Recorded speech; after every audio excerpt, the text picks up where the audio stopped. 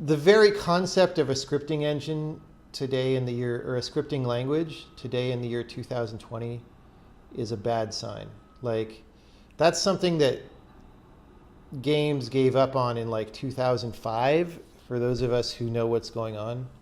So like, the fact that it still uses a scripting language to do things in 2020 is a bad sign, but the rest of the engine might be good.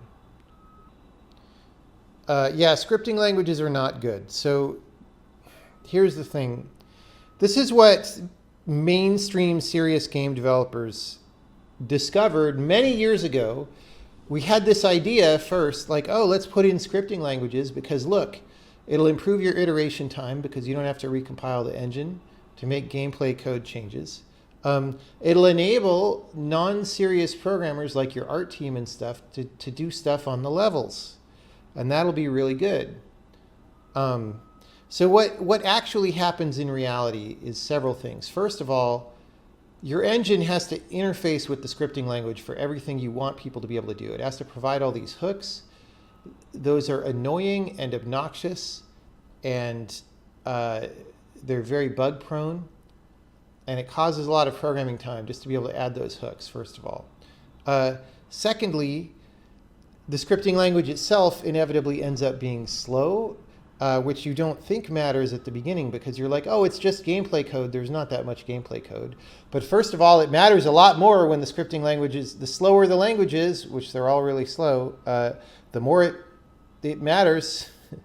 And what very often happened, or most of the time happened, was that games realized that they needed to rewrite all their gameplay code back in C++ or whatever in order to be able to ship, especially on consoles, right?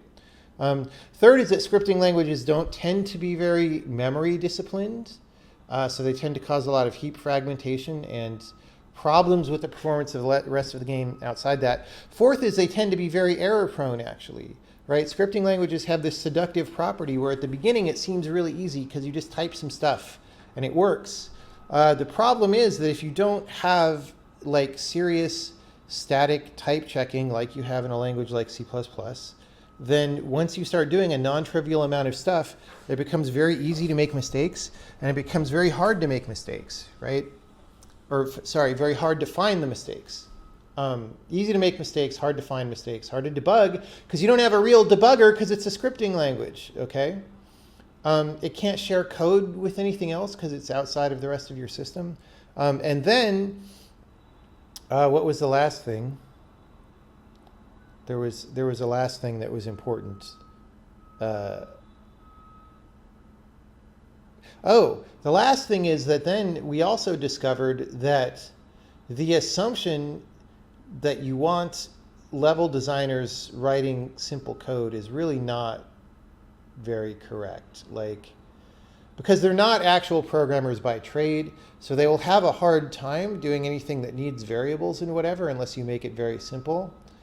And so you end up getting really poor quality code that's full of bugs that programmers have to audit and review anyway, right? So like this whole idea didn't pay off on almost any dimension. And so like mainstream games stopped using scripting languages a really long time ago. It was a failed experiment, okay? The fact that people still put scripting languages into new game engines doesn't make any sense. The one thing that's like scripting languages that works, that both Unreal and Unity migrated to, is this visual scripting kind of thing, like Blueprints or whatever.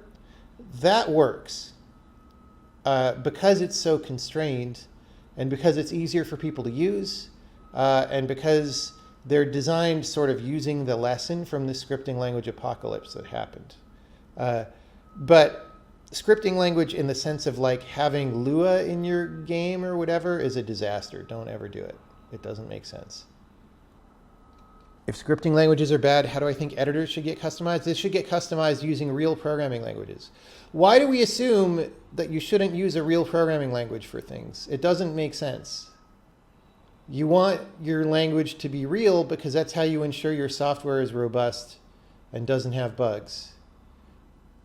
Like, That's one reason why I don't like Emacs. Like, I have to program in this frickin' stupid language in order to do anything in it. This slow, bug-prone, undebuggable programming language. No, script. I have too much experience to bother with that anymore. What about if you don't have something that compiles in a second? How can someone work efficient with C++ as game code if you have to wait an eternity for your... Well, if you have to wait an eternity, your system is probably not well designed, all right? So like on the Witness, I wrote all the gameplay code, or 99% of the gameplay code. And, you know, with an incremental build, it probably would take 15 seconds to build the game or something. With a non-incremental build, it probably took about 1 minute.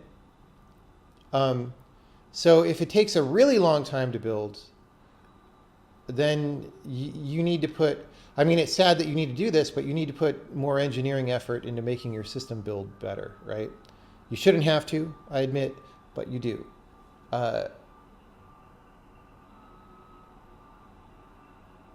Yeah, like if you're talking about waiting 15 minutes for your game to build every time you change the gameplay code, that is a disaster. There have been systems that are that bad, but you need to fix that if that's what you're dealing with. Let me put it this way. There's nothing about a language being a real programming language that necessitates slow compile times like that. All right? There are orthogonal issues. Your school had the IBM 1130, so you had turnaround times of a few hours between program runs.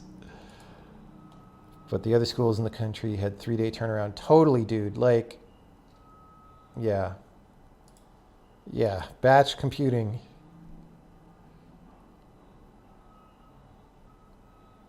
But then the user needs to have a compiler installed, or the editor needs to ship a full compiler. Both seem kind of annoying. What do you think a scripting language interpreter is? It's a compiler. It is just a compiler that doesn't compile all the way. If you can ship a scripting language interpreter, why can't you ship a compiler? How does that make any sense? It doesn't. The only reason it seems to make sense is because of other complications that we've convinced ourselves are necessary that are not necessary. Sure, but there is a difference between a C compiler and a Lisp interpreter in terms of complexity. Okay, but so what? I mean, your game is really complex. Your game is more complex than a compiler, probably. So I don't understand the objection. Like, yeah. Sorry, you were talking about editors. If you look at Emacs, you want to avoid that complexity at all costs. Why? Emacs actually, see, so you're saying you want to avoid the complexity of having a full compiler in the system. It's not that much more complex than an interpreter, actually, especially if you're not trying to generate optimized output code, which you're probably not. So first of all, the amount of complexity in the program is not much higher. Secondly, however, it's actually a false trade-off, because you get more complexity due to the fact that it's an interpreter as people try to use the language, right?